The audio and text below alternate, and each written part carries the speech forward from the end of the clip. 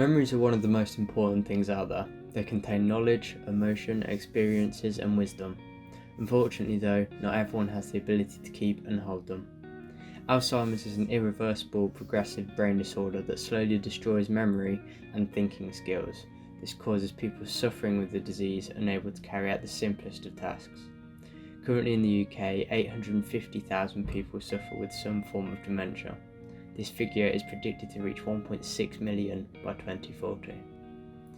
Alzheimer's and other forms of dementia tend to primarily affect the older generation. For example, 1 in 6 people above the age of 80 have dementia.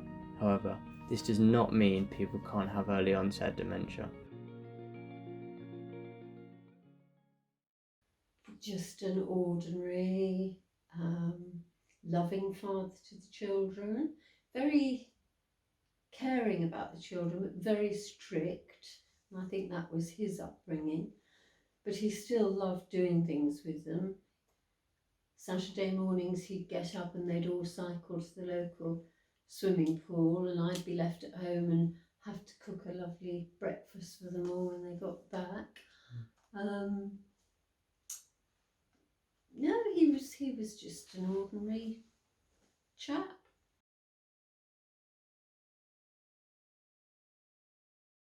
Eventually ended up in Oakham,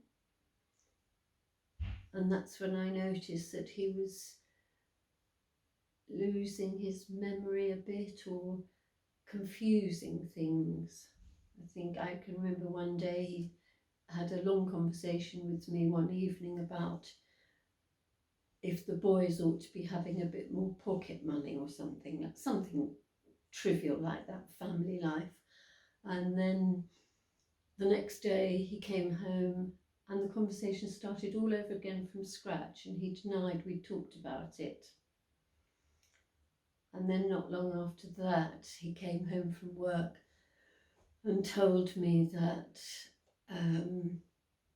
they'd had a meeting of the directors and something had happened at work, and he was absolutely furious because they hadn't informed him. He claimed it had gone on behind his back, whatever the decision was. And I just sort of said, well, perhaps you missed the message or something, didn't quite know what to say. And then the next day he came home and he told me the same story all over again. By the time we got the diagnosis, I wasn't surprised. I can remember hearing a play.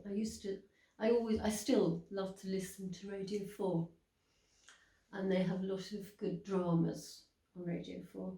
And there was a play on that broadcast called The Lost Key, and it was all about a woman complaining that she couldn't find a key.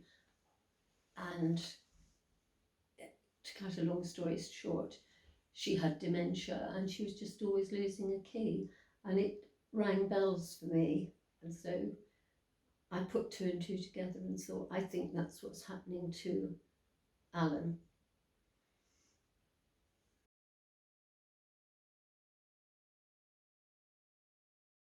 Well, my family lived in London and we lived in Oakham, so that wasn't much good. Alan's sister was our nearest other family, and she didn't really want to know, so we didn't have a lot. And doctors weren't particularly helpful, which is probably down to the lack of training over how to cope with dementia patients. I remember I became a member of the Alzheimer's Society, and they met once a month in Leicester, and I used to go to those meetings, which weren't particularly uplifting, but in a way it put it into context. You realised you weren't alone dealing with that problem, and in fact a lot of people had it worse. So from that way it helped, and it also was a great font of information. And they told us about, I think there were 3 new drugs came out which were supposed to slow down the progression of the disease, and so it would help. I don't know what the other two were, but anyway, there were three drugs that were recommended by the Alzheimer's Society. And I rang my doctor, or I went to see him, told him about these three drugs and said, do you think you could prescribe them for my husband? And he said, oh, I don't know what we can do. And I said, well, I've got to go away in a couple of days. Could you call round and see him and just do it that way? And he said, oh yes, he would. So when I got back from where I'd been, I'd gone to see my parents in London, by which time Alan wouldn't come with me because he considered they were evil. When that came out, it was no way. Anyway, when I came back, I looked round the house because I was expecting a prescription to be there, and it wasn't. Alan was convinced nobody called at the house while I was gone. I think Rob stayed at home with Alan, and Tim came with me to my parents. Anyway, nobody seemed to know about this doctor's visit, so I made another appointment to see him. And he said, oh no, I'm sorry, I couldn't go because he hadn't asked to see me.